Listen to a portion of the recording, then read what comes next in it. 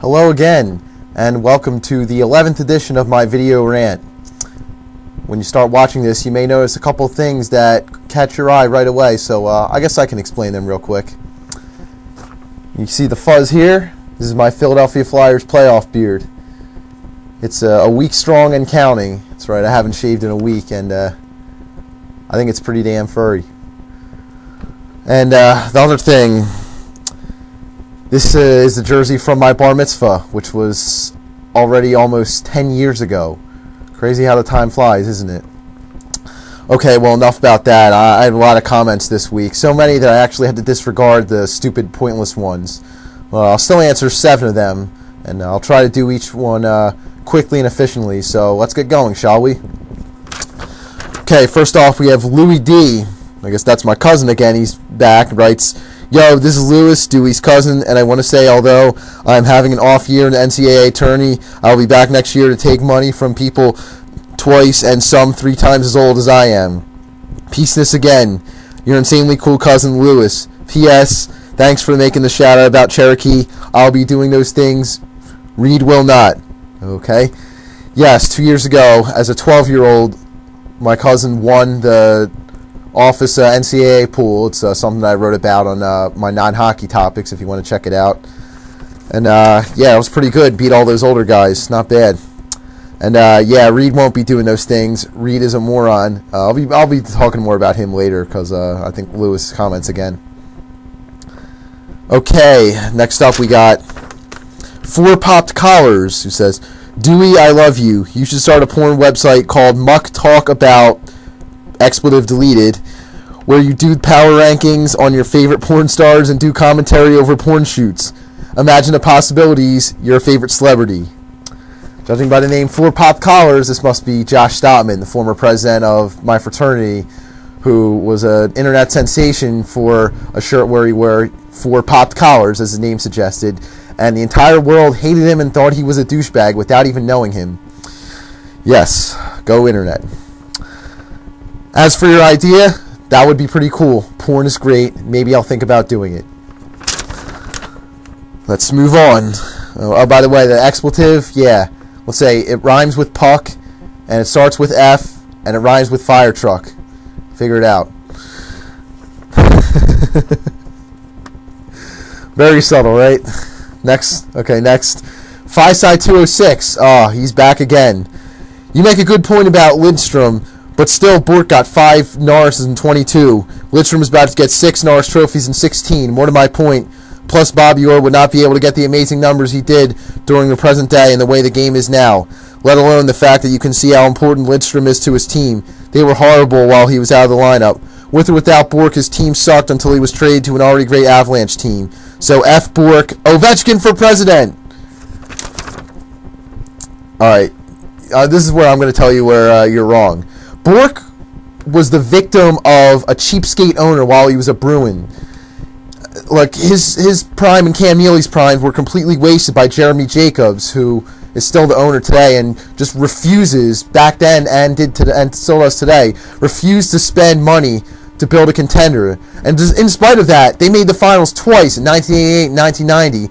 Unfortunately, they ran into superior Edmonton Oilers teams, and they just ran out of gas because their cheap skate owner wouldn't give them the talent they needed to win the cup.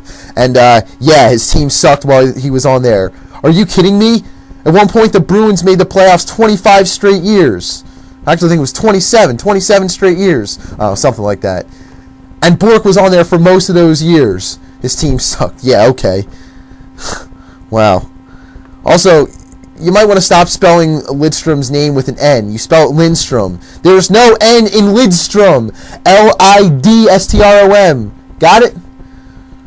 Also, Ovechkin for president. Your president might want to start doing a better job on the ice. Washington's down 2-1, and they're not going to win the series if they keep playing like they have the last couple games. Uh-oh.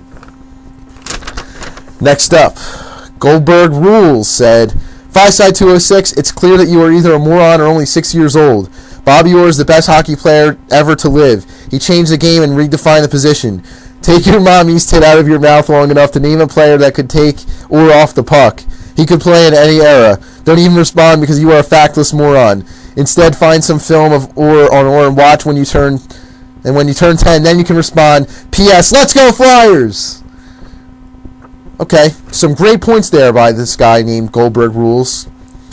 Well, I don't know if I'd call him the best hockey player to live, Bobby Orr, but hands down, I'd say he's the best defenseman in NHL history. Let's remember, he put up those huge seasons with those huge numbers. Remember, 6 straight 100-point seasons.